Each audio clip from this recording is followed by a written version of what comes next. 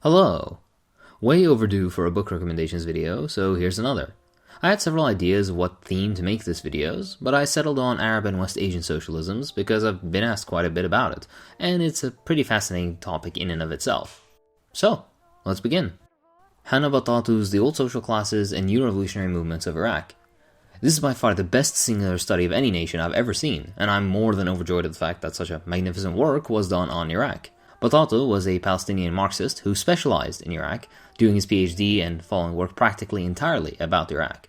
Having himself spent a lot of time in Iraq, he developed connections both with members of the various revolutionary movements in Iraq, as well as the various governments that granted him access to secret archives and even interviews with political prisoners. Out of his meticulous work came this, The Old Social Classes and New Revolutionary Movements of Iraq. A 2-volume epic that discusses in ridiculous detail the social and material origins as well as different class characters of the many revolutionary movements prevalent in Iraq at the time. He goes through the development of Iraq into a cohesive political structure, the various classes represented in society, the differing socialist and communist movements, the different compositions, the free officer movements, the Ba'athist movements, etc., etc. I think the excitement in my voice is enough to motivate you to check this book out. You cannot understand, in my opinion, Iraq without reading this book. My favorite bit of trivia about the work is that upon entering on an Iraqi translator studying the book during the Gulf War, the conductor of the illegal invasion, Schwarzkopf, laughed about how thick the 2-volume work was. Afterwards, he pulled out a small pocket tourism guidebook and said, "This is all I need to know about Iraq." Just goes to show that the ignorant are exceptionally good at destroying things. Next up is South Yemen, a Marxist Republic in Arabia by Robert Stookey. I honestly didn't want to include this, but there's so little written on South Yemen at all, both in Arabic and in English actually, so this is a decent start for those interested. For the uninitiated, South Yemen became a Marxist republic from 1967 until 1990.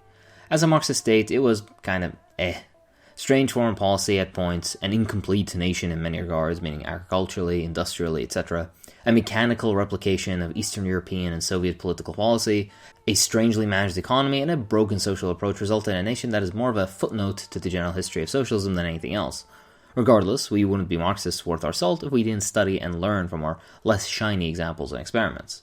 As for the book itself, it too is The only reason I'm including it is because it's the only thing in English longer than an article that goes into decent detail. He goes through the general history of Yemen, how the revolution emerged, the social, economic, and political policies that took place, all that. He has some strange positions. For example, he lists the Ayyubid era of Yemen under foreign occupation, which is a strange and ad hoc ahistorical hot take, but whatever. He isn't nearly harsh enough in condemning the British occupation of Yemen, which I remind you was supported by Labour leaders even back in the quote-unquote socialist era of their party, but Western Social Democrat hypocrisy is a conversation for another time. He too doesn't talk much about the very interesting Marxist insurgency in southern Arabia of the era, which I hope to make a video on, actually. Interestingly, he ends the book with the usual ending of books on Soviet or Soviet-adjacent topics of the era, an implicit admission that they think the Socialist Bloc and the USSR are stable political structures that will be around for a very, very long time. Just a reminder of how unexpected it all was. All in all, an anti-communist writes a superficial level read on an obscure topic. Nonetheless, I recommend it because the information is still very interesting and hard to find otherwise. Just read with a discerning eye. The next book is Tariq Ismail's The Arab Left. Another one of those works from absolutely brilliant people. This is a thorough yet still comfortable read on a wide range of communist, socialist, and socialist-adjacent movements within the Arab world. He weaves brilliantly through the development of Arab nationalism, discusses the different branches of Ba'ath ideology, the strategies of differing organizations, development of local Marxist groups, and more. Some may find the book centers a bit too much on Ba'ath movements, but that's simply because they were kind of the largest and more decently organized movements of Syria and Iraq up to a point. My favorite part of the work is the author's own analysis and critique of the various movements. The Palestinian question is also dealt with in some level of detail, and it's interesting to contrast the policies of various groups with those of Palestinian groups themselves. It really is a pleasant entry into the topic, and if you'd like to read anything general at all. Check his other work out too, by the way. Pretty much everything Arab and socialist he's published on. He's pretty cool, actually. The next work is Farah Jabar's Post-Marxism and the Middle East. I won't lie to you, this isn't a fun read. It's a boring and academic work on the reasons for the breaking apart of socialist approaches in the Arab world, as well as the differing strategies of Arab communist parties after the illegal dissolution of the USSR.